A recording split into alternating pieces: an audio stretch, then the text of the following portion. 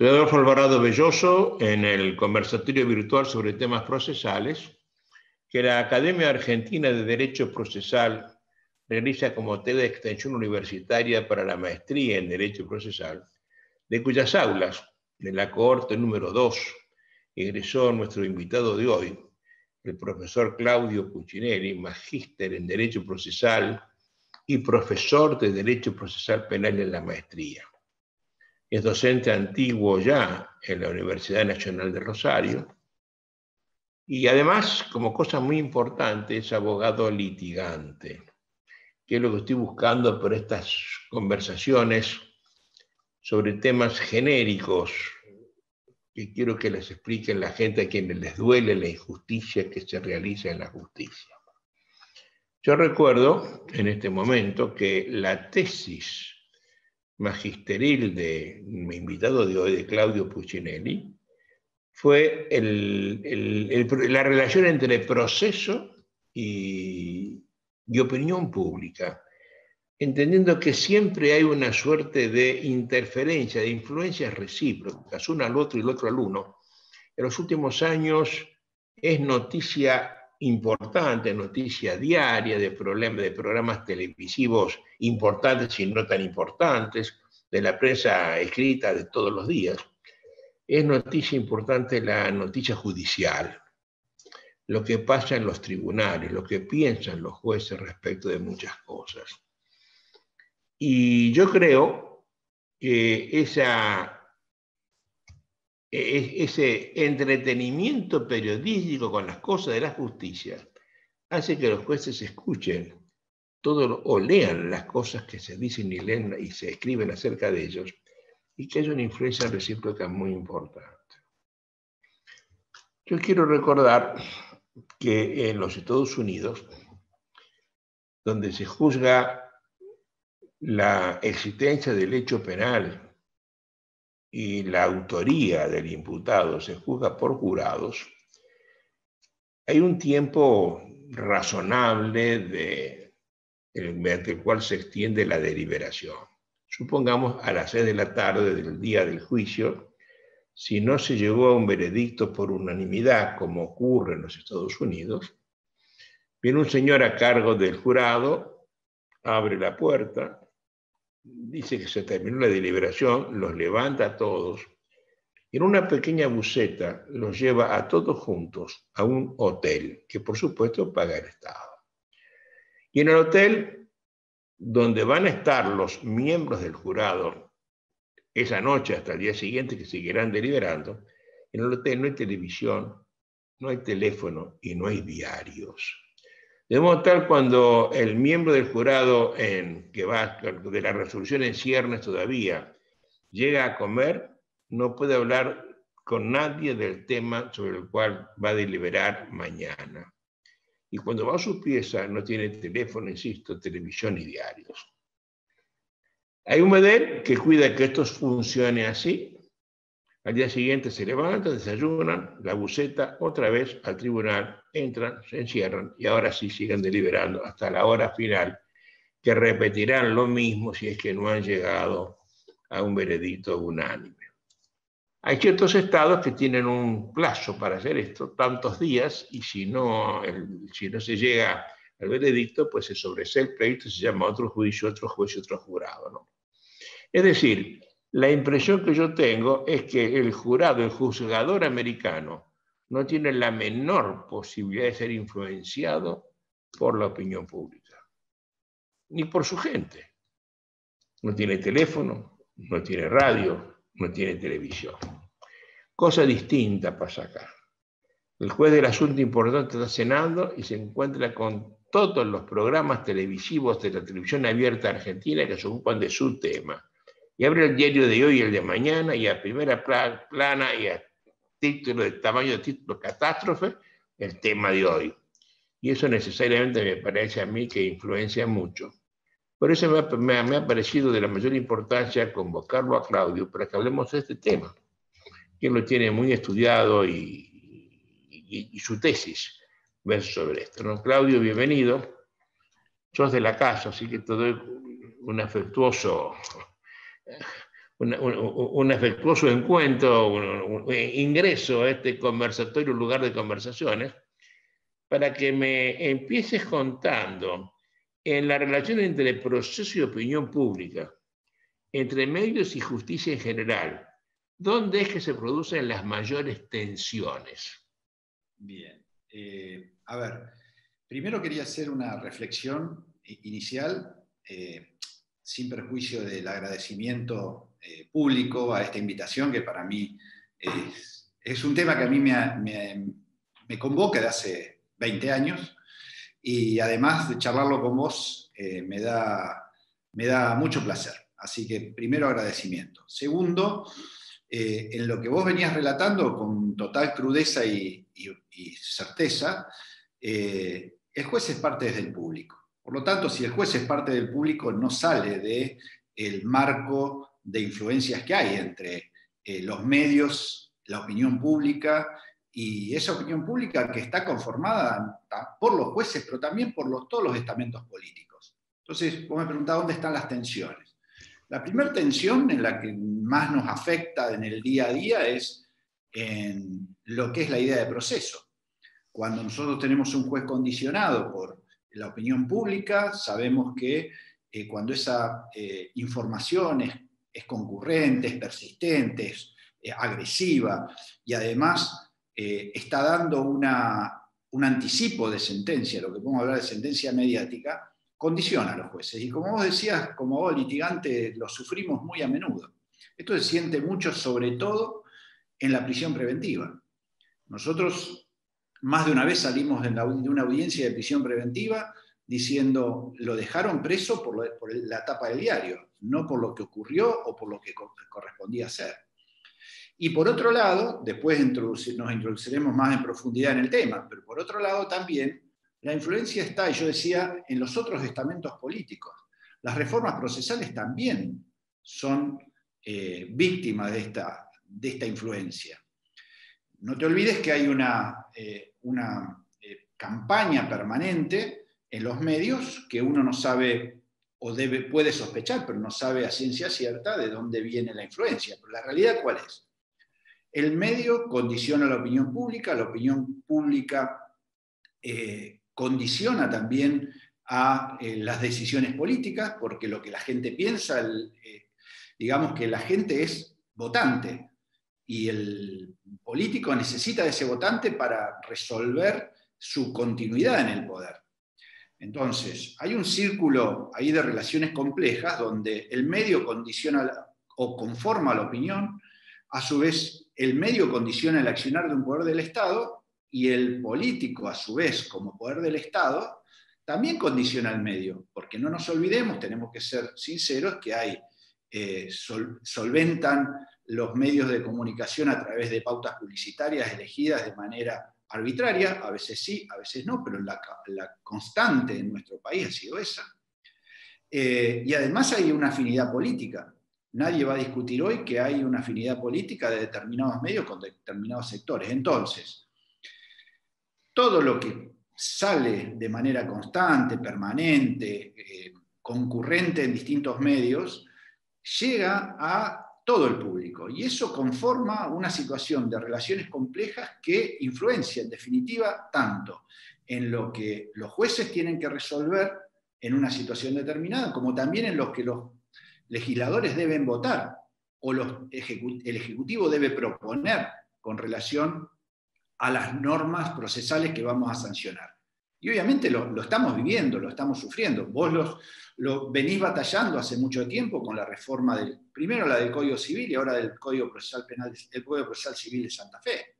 Es decir, la consecuencia de la norma que privilegia la meta sobre el método, la que privilegia un resultado querido por sobre la justicia de respetar el método, lo sufrimos todos los días. Entonces, me parece que la relación es tan ¿Vos me compleja. estás diciendo que los jueces privilegian la meta por sobre el método, con lo cual le dan la razón por tener a Maquiavelo?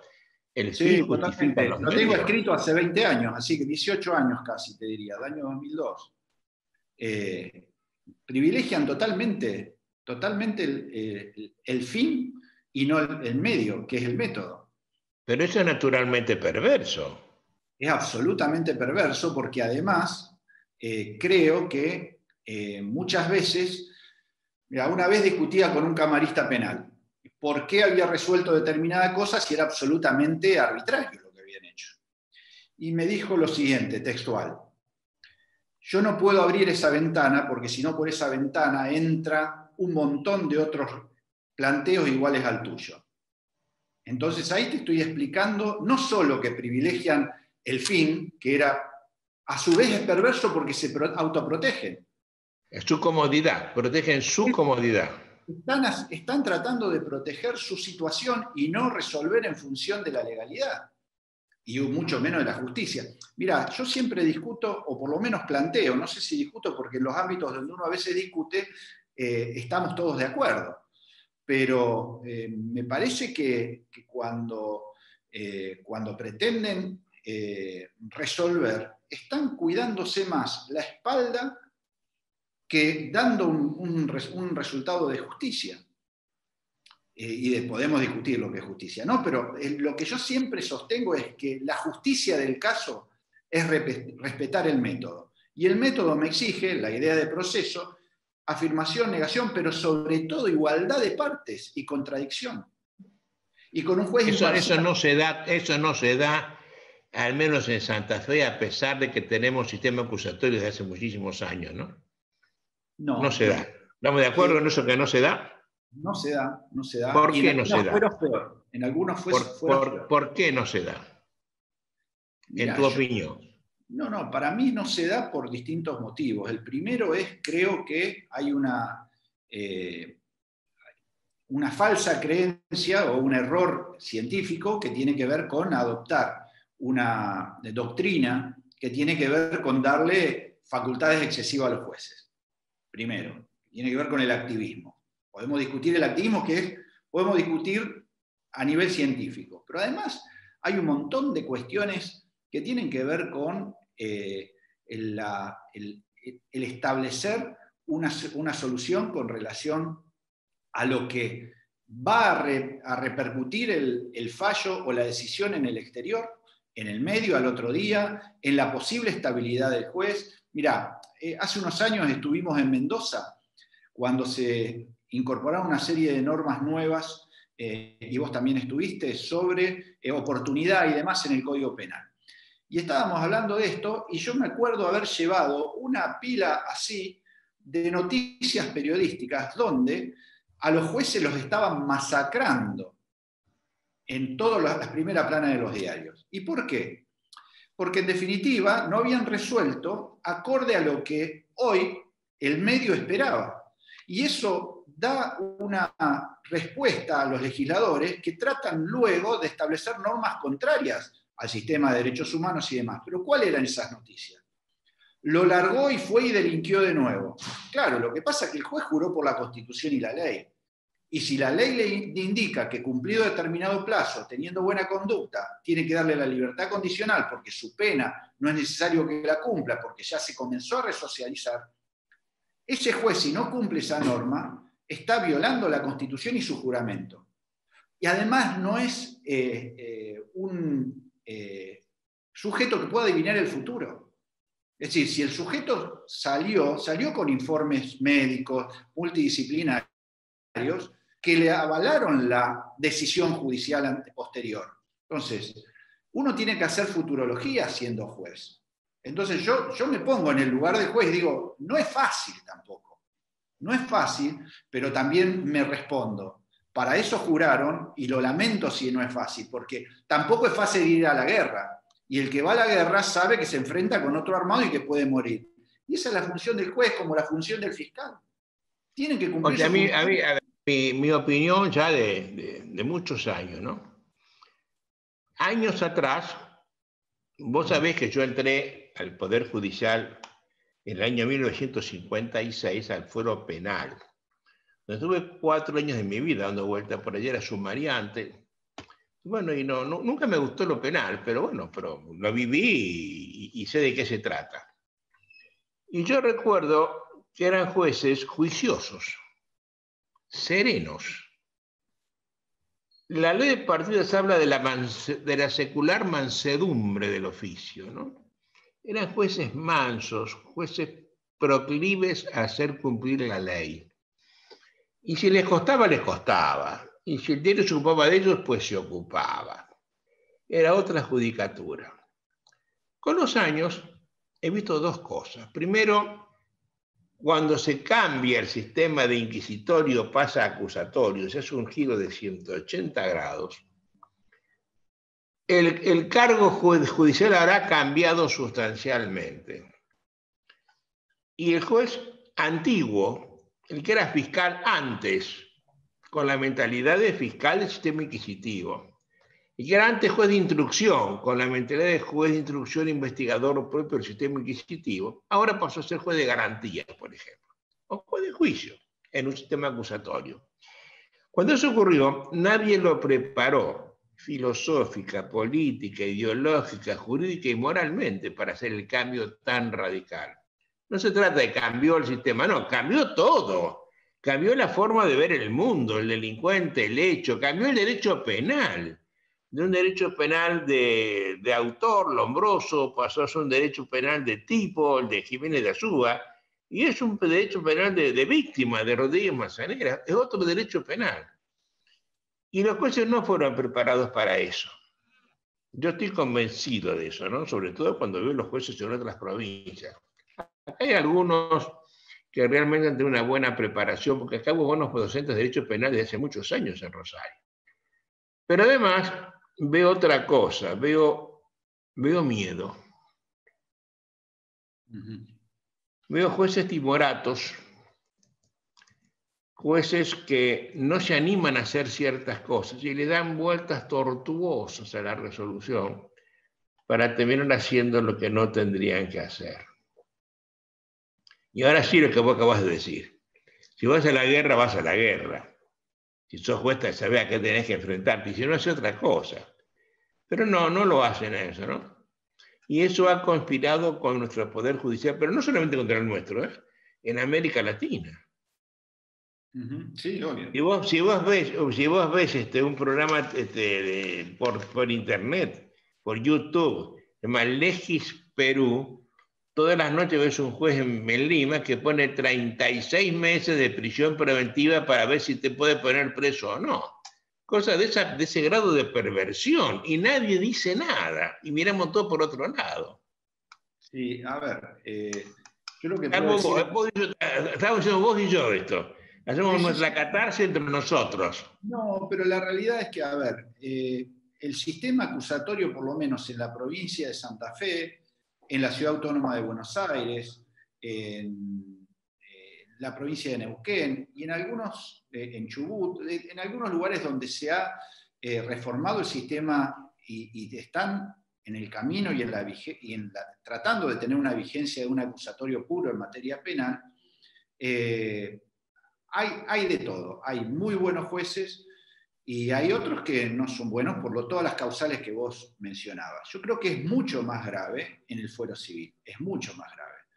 Porque yo recuerdo cuando estaba en la universidad y era alumno, desde el derecho procesal penal decíamos, hay que civilizar el proceso penal.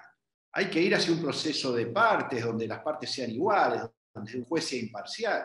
Y la verdad que nos cruzamos en el camino, esto parece una autopista. El proceso penal fue para el acusatorio y el proceso civil se vino para el inquisitivo o el activismo. Y eso creo que es importante, hay que señalarlo. En segundo lugar, me parece que... Oye, pero nadie advierte esta incoherencia normativa interna en la provincia. Los jueces de los civiles tienen una orientación, los otros tienen otra orientación. Mira, son incoherentes totalmente. Yo digo que lo sufro en carne propia porque vos sabés que si bien mi especialidad siempre fue el derecho procesal penal y he litigado y litigo, mi fuerte es el proceso penal, también litigo en el fuero civil y en el fuero laboral por una cuestión histórica, porque siempre lo hice y además me gusta litigar y sinceramente yo me encuentro con la llamada, el protocolo llamado de oralidad en la provincia de Santa Fe y me quiero pegar un tiro en la cabeza. ¿Por qué? Porque de notable inconstitucionalidad. pero absoluta, porque además no respetan ni las reglas procesales propias o necesarias para la oralidad. Porque vos no me podés hacer, aparte, absolutamente incongruente, fijar una audiencia para admisibilidad de prueba cuando es un trámite que tiene que durar 5 minutos si lo hacemos con expediente. Ahora, si incorporamos la oralidad como se corresponde, vamos a discutir la admisibilidad de la prueba en una audiencia porque estamos tratando de evitar el juicio y es una misma audiencia donde vamos a discutir la regularidad y irregularidad de la acusación, vamos a discutir si vamos a ir a juicio, si vamos a plantear exclusiones probatorias, si hay salidas alternativas al juicio que impliquen la no punición o un abreviado que implica punición sin juicio. O sea, creo que es utilizar la oralidad para lo que no hace falta y la oralidad no se usa como se tiene que usar. Porque te voy a dar mi primera experiencia. Voy a una audiencia de este protocolo, voy a la audiencia de prueba, el juicio termina, y en la sentencia no citaron una sola prueba de la audiencia oral. No la citaron siquiera. Entonces, ¿para qué hicimos toda esa oralidad si en definitiva lo que hicieron es resolver con el expediente que tenían hasta la semana anterior de la audiencia oral? Entonces creo que esto es una farsa en definitiva, o por lo menos puede dar lugar a la farsa. Y por otro lado, creo que el control de la resolución judicial se ve mucho más en una oralidad pura, no en la oralidad civil con expediente, que es la misma oralidad penal con expediente que tenemos en el fuero federal y tenemos en muchas provincias de Argentina. Porque eso sí, es más inquisición. Tenemos en Santa Fe con el juicio oral, que vigente del año de 1962, y probado hasta el hartazgo que no funciona. No, por supuesto. Pero bueno, en todo ese marco, la presión que ejercen los medios es un aditamento extra. Es un aditamento extra. Vos bien decías que en el jurado, el jurado debe ser resguardado, debe ser aislado, incluso entre ellos tienen prohibido hablar de la cuestión. Pero ¿qué pasa? En Neuquén lo hacen, pero vas a provincia de Buenos Aires y lo mandan a la casa, Y no le dan nada. Nadie advirtió que el sistema requiere que estén guardados, ¿no? Es el gatopardismo permanente del legislador argentino. Reforma algo para no reformar o para peor, ¿no? Esto no es una crítica al jurado, de hecho soy juradista en el sentido de lo que significa la democratización del poder, de resolver un conflicto en cualquier área. No, pero tú juzgas que es jurado a la Argentina, eso que me estás diciendo. Claro, el problema es el jurado hecho de manera, como tampoco estoy de acuerdo con las mayorías para resolver una condena. El tipo no le podemos decir, usted va a ir preso y perdió 8-4. Porque hay duda. Yo sigo sosteniendo que hay duda. No me puede decir que hay certeza cuando hay 4 que dicen que hay una cosa, pusiste duda en la llaga acá, ¿no? Los jurados no explicitan por qué condenan, cuando condenan. No se les puede pedir, por otra parte, que motiven su decisión porque no son abogados. Entonces, la garantía de la falta de motivación está igualada, sustituida por la de la unanimidad. Que 12 personas se pongan de acuerdo. Recordad que en la Carta Magna eran 25. Se lo bajamos a la mitad, 12, y uno por las dudas. Hay 13 personas que están escuchando, pero 12 van a fallar. Para que se pongan de acuerdo 12 personas, es muy difícil. Si recordás la película 12 hombres en pugna, dura 2 horas una discusión si lo condenan o no, ¿no es cierto? Sí, pero acá cuando han bajado a esto, a un número cualquiera, en 7, 4-3, 5, me da lo mismo. Al no haber unanimidad, me parece, primero, no es seriedad. Segundo, no estamos tomando el sistema como tiene 800 años en el resto del mundo. Lo estamos cambiando para mal, y eso se llama gatopardismo, pero estamos condenando a gente por mayoría, y eso me parece que es inconstitucional de acá a la China, viejo. Sí, el juradismo argentino tiene opiniones diversas sobre eso. Obviamente no es el tema de hoy, no da para eso, pero me parece que la unanimidad hace a la garantía. Es decir, si yo no voy a explicar por qué la deliberación de la unanimidad implica que a más contradicción y explicación de razones y sin razones, más seguro estoy de ser justo o tener una certeza más fuerte en la resolución. Porque si no, a ver, hay estudios sociológicos sobre esto, hay libros, hay gente que ha venido de Estados Unidos a hablar de esto. Y, ¿sabes? Han analizado en el proyecto Arizona, en Estados Unidos, en un convenio entre la Corte Superior y la universidad, se han puesto a estudiar al jurado con permiso y con confidencialidad y secreto de la información porque está prohibido ver cómo deliberan. Y una de las conclusiones más fuertes que a mí me llamó la atención es que cuando hay mayorías, al jurado díscolo lo aíslan. Es decir, tu opinión no la necesitamos, por lo tanto queda fuera. ¿Se entiende? Entonces, me parece que eso es riesgoso. Y la contracara del 12 hombres en pugna es la serie del jurado, que es el sistema juradista europeo, donde es un jurado escabinado, que el tribunal técnico integra el jurado y demás. Pero bueno, no nos vayamos del tema. Sí creo que el aislarlo de los medios de comunicación y de la opinión pública hace a que tengan mayor tranquilidad de espíritu para resolver. Bueno, pero esto es gatopardismo también, ¿eh? Eso no sirve para nada, ¿eh? Sí, lo que te quería agregar, o lo que te estaba por agregar, es que es importante aislar al jurado, porque hay que aislarlo de todas las influencias externas. Porque nunca se va a hacer en la Argentina eso, porque eso es oneroso. El juicio por jurado es muy costoso y nosotros no estamos en condiciones de asumirlo. En Neuquén lo hacen, Adolfo, y yo creo que se puede hacer. Se puede hacer. No es tan costoso. Ellos hicieron el estudio y no es tan costoso. No es tan costoso. Porque además no hay tantos juicios. No hay tantos juicios, sobre todo porque no se utilizan para todos los conflictos. Los juicios son excepcionales porque son los delitos más graves, los que tienen penas más altas, generalmente donde está comprometida la vida de alguien, pero no en todos los juicios. No hay jurado todos los días. Si bien la provincia de Buenos Aires, por ser la más populosa, tiene la mayor cantidad, pero lo que te decía es que tanto el jurado popular como el juez técnico son sujetos que pertenecen al público. Y además, en un trabajo interesante que publicó Bovino hace muchos años, decía, no se ve cuál es la diferencia entre los mecanismos inconscientes de un lego y de un abogado, o de un lego y un juez. Y esto es claro, porque no hay ninguna diferencia. Por lo tanto, los mecanismos de selección de jurado también tienen que tener su réplica en materia procesal en los juicios comunes.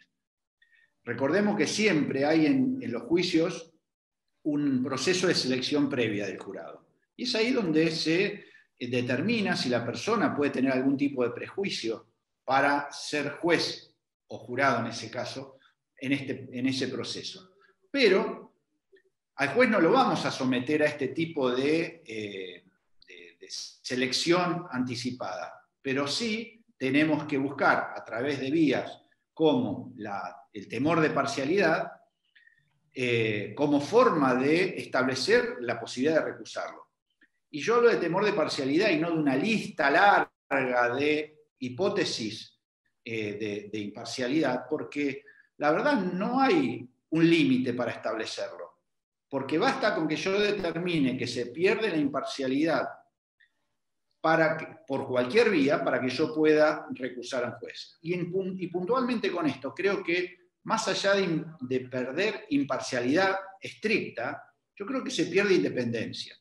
Porque cuando el juez se ve combinado por un poder externo o por el propio poder judicial, por la influencia externa que generan los medios, a decidir de determinada manera, yo tengo el derecho a plantearlo y a solicitarlo. Y acá veo cómo se cambia el eje del instituto de la recusación. Para mí el eje es el ciudadano, es el litigante, es la parte. Porque ella es la que tiene que tener la garantía de estar tranquilo que quien lo juzga es alguien que él no duda de su imparcialidad. Y en cambio, yo creo que en el Instituto de la Recusación y de la Excusación se ha puesto el centro en el sentido del juez. Y el juicio no está puesto a su servicio. Yo creo que es a la inversa. El proceso es por y para las partes. Y si ellos no están tranquilos, ¿qué mejor garantía de decirle, bueno, que venga otro? ¿O es una propiedad del proceso para el juez que no la puede largar? Ningún juez argentino entiende eso así, ¿eh? Vos sabés, y lo recordás perfectamente bien, porque sos docente de la materia, que el proceso nace como límite al poder. Así nació. Es el límite. Es decir, está a favor nuestro, tuyo y mío, no del juez. No es para que el juez juegue contigo o conmigo. No, el juez es a favor mío. Pero ningún juez argentino lo va a ver eso así, ¿eh? Están moldeados en otras escuelas. Acá se enseña en las facultades todo lo contrario, ¿no? Sí, a mí me parece que un tema también para ir agrandando la charla, un tema también es el rol que cumplen los medios con relación a todo esto. Y desde mi punto de vista cumplen un rol importante como servicio al poder. En realidad cumplen una función de control social también. Y esto lo podemos ver ya un poco más científicamente, pero yo creo que desde el momento que los medios están creando una realidad, nos están vendiendo que, ya lo sabemos, está muy dicho, que todo lo que está en el medio es la realidad y todo lo que no está parece no existir.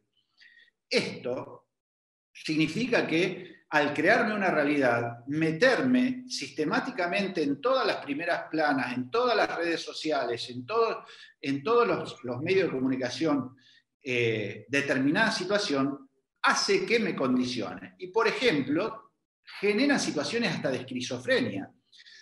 Yo te invito a que busques un diario, la página de policiales, y te va a decir, soltaron a los pibes chorros, hay que meterlo a todos presos, entran por una puerta y salen por otra. Pero das vuelta a la página y empiezan a hablar del gatillo fácil, del pobre delincuente que fue masacrado por un policía que le dieron un arma sin estar capacitado y que es un vulnerable víctima de la situación social.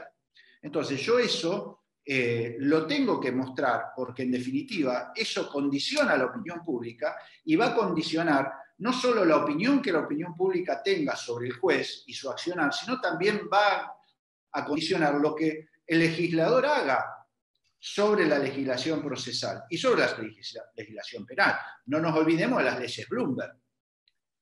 Las leyes Bloomberg fueron una modificación al Código Penal y al Código Procesal Penal propias de la influencia de los medios. Incluso te invito, seguramente la viste, hay una serie dinamarquesa, danesa, que se llama Borgen, que seguramente la habrás visto. Fantástica. Porque muestra la relación del poder con los medios y cómo se condicionan y cómo se manipulan mutuamente para obtener fines propios. Unos, la mercancía de la venta de la información, y otros, lograr objetivos de alianzas en el poder para poder gobernar. Entonces, de hecho, ahí hay dos primeras actrices, ¿no? La primer ministro, sí, y la periodista. Y la periodista. Y la periodista. Por eso creo que, y además, si vamos a ampliar el concepto de medios, hoy los medios no son solo la televisión. En la década del 60-70, esto fue muy estudiado, pero hoy creo que se expande geométricamente cuando aparecen las redes sociales, pero además cuando se utilizan herramientas para difundir información verdadera y falsa, que ese es otro tema.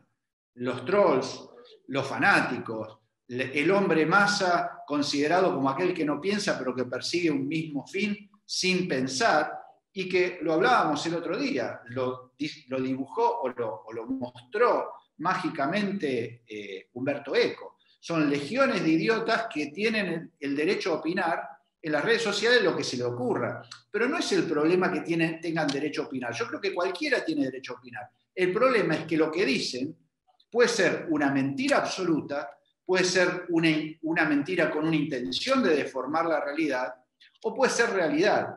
y nosotros no lo sabemos. Entonces, hoy nuestra defensa pasa por tratar de desentrañar qué es una fake news y qué es verdad. Y en el tema procesal o judicial, determinar si lo que me están diciendo de que tienen que ir todos presos o que tienen que estar todos libres, ¿cuál es la verdad? Pero la verdad en términos de derechos y garantías. Porque no es la verdad que a uno le guste, sino que cuál es la verdad en función de los derechos y garantías convencionales y constitucionales.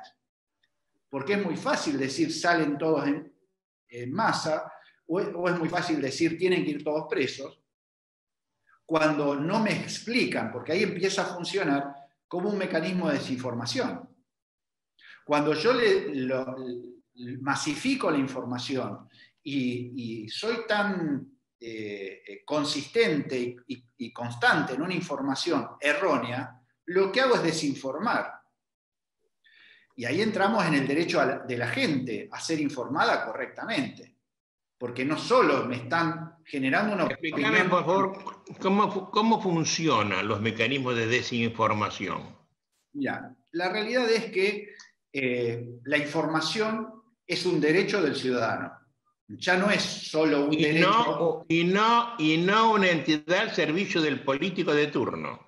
Ni tampoco una mercancía para que el medio de comunicación se llene de dinero. Cumple un servicio. Y ese servicio está destinado a que el ciudadano obtenga una información verídica, verificada, que quiere decir haber consultado 2 o más fuentes, y que además no sea tergiversada. Y ahí empieza el tema de los mecanismos de desinformación. Mirá, en el año 88, en el diario El País de Madrid, Mario Benedetti publicó un artículo llamado Mecanismos de Desinformación. En mi trabajo de investigación busqué por tantos lados y un día encontré eso. Dije, ¡ay, mirá lo que encontré! Mecanismos de desinformación. Mirá, paradójicamente, el primero y el más burdo creo que es el más utilizado en la Argentina. El que Mario Benedetti en 1988 decía, esto nadie lo usa, porque es demasiado burdo. ¿Y sabes cuál es? Informar falsamente. Directamente, lo que hace el informador es dar una información que es absolutamente mentira. Vamos a decir, ¿cómo? Y claro, informa lo contrario a la realidad. ¿Y qué logran con eso? Logran deformar la realidad y conseguir una opinión favorable a determinado ítem, no importa si es política, economía, si es historia, lo que fuese, o proceso. El segundo es distorsionar lo acontecido. Yo puedo decir parte de la verdad, pero cambiarle datos para generar un efecto diverso y darle un sentido diverso a la noticia. Otros que también no tienen tanto que ver con el proceso, pero sí los analizamos en profundidad, tiene mucho que ver, es lo que Benedetti llama borrar o empañar la historia.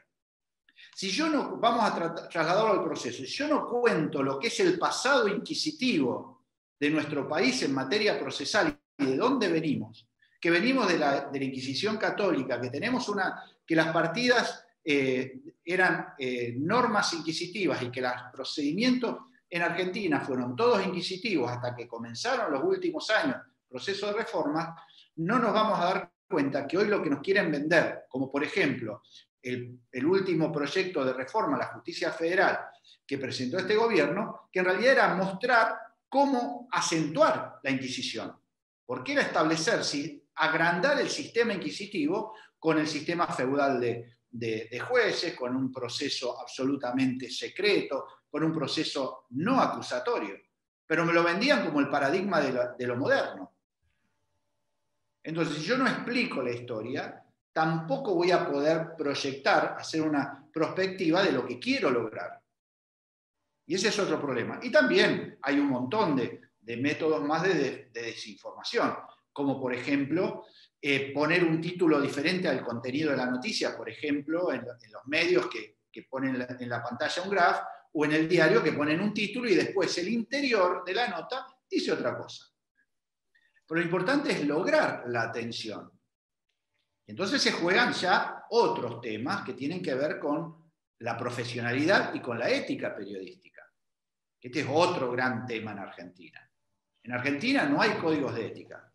Algunos medios tienen sus propios reglamentos o códigos de ética que son reglas de estilo periodístico, pero hay otros que la mayoría no los tienen. Entonces, comentaba con En una Europa comunidad. está muy afinado todo eso, ¿no? Son las reglas del país, las reglas de los diarios importantes en Europa, todos tienen sus propias reglas. En todo el mundo hay códigos deontológicos. A nivel continental están recomendados los códigos deontológicos, es decir, los códigos para cuáles son los procedimientos éticos. Te voy a dar un ejemplo. En Chile está prohibida la cámara oculta. Está prohibida. Un periodista, pero por su propio código de ética. ¿Por qué? Porque estás engañando al entrevistado. Podemos discutir si en Argentina eso puede estar bien o mal, pero discutámoslo. Mirá, ADEPA, que es una organización reconocida, sostiene que hay que tener un código de ética, pero los gremios de prensa se oponen y sostienen que el único límite es la justicia. Entonces, si yo me excedo, vayan a la justicia. Y la verdad, hay noticias, y esto se ve muy bien en la serie de Borgen, que muchas veces se deciden no sacar y muchas veces se deciden sacar. ¿Por qué? Porque el origen no es lícito, porque no están totalmente seguros de la veracidad de la información. Entonces, todo eso, si lo trasladamos a la regulación del Código de Procedimientos, si lo trasladamos a la actuación judicial, y bueno, si tuviéramos código de ética, muchas de las cosas que se hacen, como por ejemplo buscar una entrevista con un tipo prófugo, y me parece que no está bien. Hacer una entrevista a un miembro de una banda que está buscado hace años, no me parece bien, no me parece ético, no me parece. Porque estás actuando además, le estás dando voz a quien puede decir lo que quiera sin responsabilidad alguna. Claro. Porque el tipo puede decir lo que quiera. Y la protección de la fuente de información hace que él, y hay que mantenerla, pero con límites éticos. Es decir, yo no digo violentar esa garantía, digo, no lleguemos al límite de tener que custodiar por la fuente de información, por el derecho a preservar la fuente de información, tengamos que tener ese tipo de información que la verdad para mí deja mucho que desear. Si vos recordás, en Colombia se hicieron haciendo reportajes a los líderes del M-19, del Frente de Liberación Nacional, y sacaron al señor a uno de espalda, lo sacó de acá hablando hacia la pared, y otro lo sacó en la total oscuridad con un embozo, sin apenas se ven los ojos, hasta con anteojos tenía, ¿no? Entonces, refiriendo a una cosa que más que se da, siempre se dio, igual con Sendero Luminoso en el Perú, siempre sí, se y dio. los jueces sin rostro también. Y los jueces sin rostro, no es verdad, ¿no? Oye, o sea que vos me estás planteando una cosa muy seria, ¿no?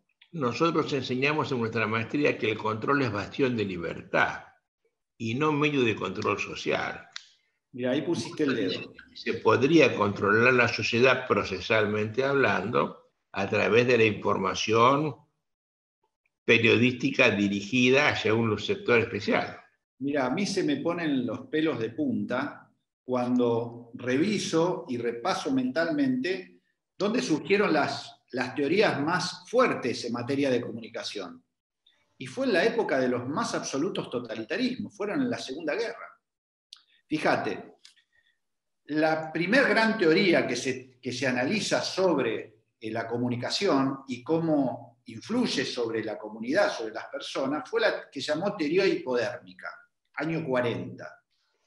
Ya el nombre te lo dice todo. ¿Qué hacía la comunicación? La comunicación se metía bajo la piel de la gente para manipularla, considerándola o manejándola como si fuera una masa, con fines absolutamente totalitarios y políticos, no con fines publicitarios, solo con fines propagandísticos del régimen.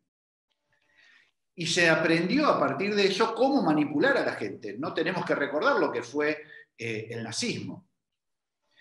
Luego eso evolucionó un poco Fue el método de Goebbels, ¿no? Que fue el que manejó toda la estructura de información nazi, ¿no?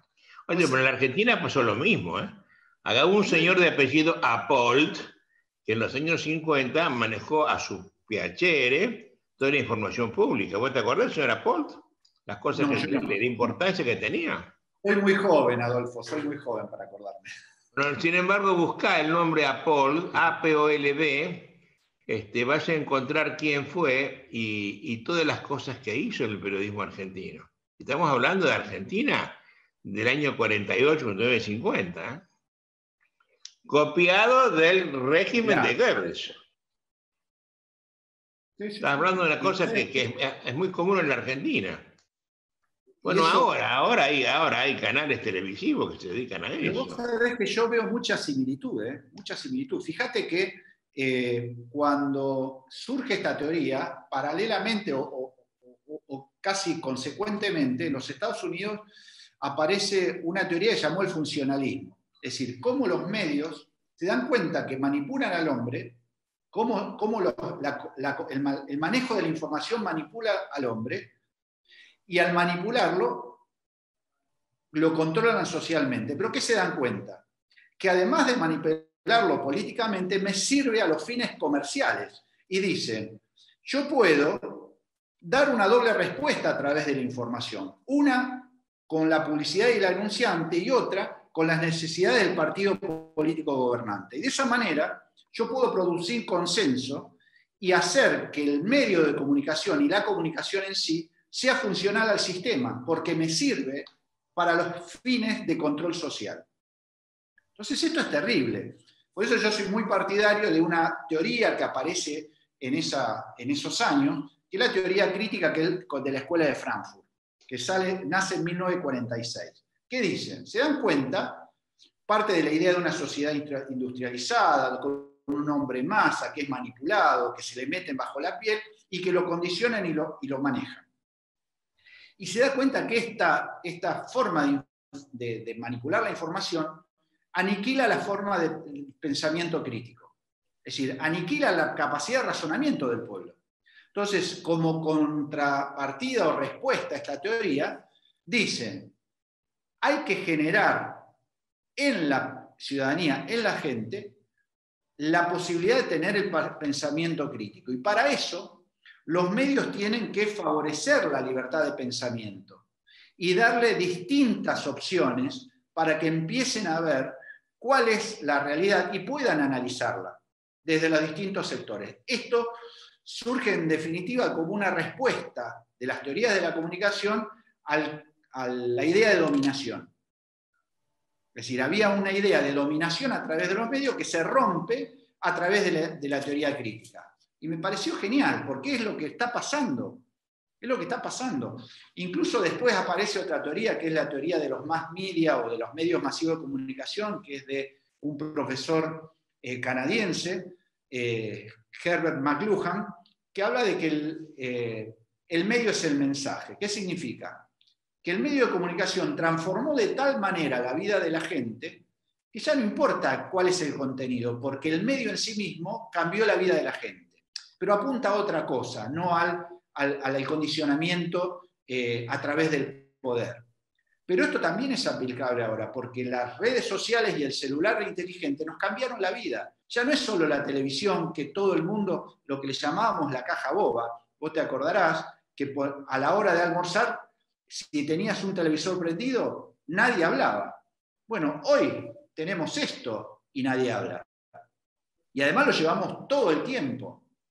Ahí también lo habrás visto, la documental sobre el dilema de las redes sociales, lo que significa. Nos condicionan nuestra conducta, nos venden como necesario todo lo que hay ahí para que nosotros tengamos conductas de dar un clic, dar un me gusta, comprar determinada cosa, porque además los algoritmos me llevan a mostrar, o llevan a la red a mostrarme lo que yo necesito. Entonces me están vendiendo como necesario, y yendo ya al tema procesal, me quieren vender como necesario un código activista. Porque eso es lo que vende y lo que hoy me muestran como que necesito comprar. En Mendoza la otra vez yo hablaba de esto y decía, esto es marketing legislativo. Me están diciendo que este tipo de código es el que yo necesito para ser feliz y tener una justicia plena. Y en realidad me están vendiendo carne podrida, me están vendiendo humo, como dicen.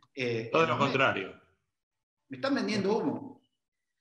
Entonces, me parece que si nosotros tenemos que luchar contra esto, también lo tenemos que hacer con las mismas herramientas, lamentablemente. Y esto que vos estás haciendo es parte de eso. Por eso la capacitación, la difusión, pero la difusión científica, conversada, como en este caso, para que la gente lo entienda. Porque si no, caemos en el hartazgo de siempre obtener el resultado que los medios le implantan o los políticos implantan para que los medios vendan. Y que termina al abogado normal esto no le interesa. Que le cambien un código, no, a pesar de que le va a cambiar la vida. Cuando llega la opinión está en otra cosa, ¿no? El hombre argentino está en otra cosa. Nos pasan por acá, no vemos los problemas. Estamos acá desde el gobierno de Onganía con un código que es cuasi fascista, nazi cuasi fascista. El gobierno de Macri colonizó las cortes provinciales y logró protocolizar normas que derogan los códigos procesales. Una cosa de loco. Una acordada de jueces deroga una ley procesal y la gente, nadie dice nada. Y el colegio de abogados se calla la boca. Y estamos en un país en la plenitud de la anomia que planteó Carlos Santiago Nino. Y nadie dice nada salvo nosotros, entre nosotros, y no sé si alguien nos escucha, ¿no? Por tanto, ¿cómo se hace? Ya estamos al final de nuestra charla. ¿Cómo se hace para lograr la transformación cultural necesaria para la real vigencia de una ley que nos haga bien? Que los abogados entiendan lo que les hace falta, que los jueces dejen de andar por los arrabales de la Constitución. ¿Cómo se logra eso? Bien. En primer lugar, hay que aclarar que una norma no modifica nada. Es decir, yo puedo tener el código más dispositivo, el Código Procesal Penal más acusatorio, pero si la conducta de los operadores de todos los sectores, de adentro y de afuera, no condicen con el sistema acusatorio, no vamos a ir a ningún lado. Si yo puedo tener un código acusatorio, un código dispositivo que me diga que el juez no puede intrometerse en la prueba más que para su admisibilidad y pertinencia, y para dirigir el debate cómo se produce.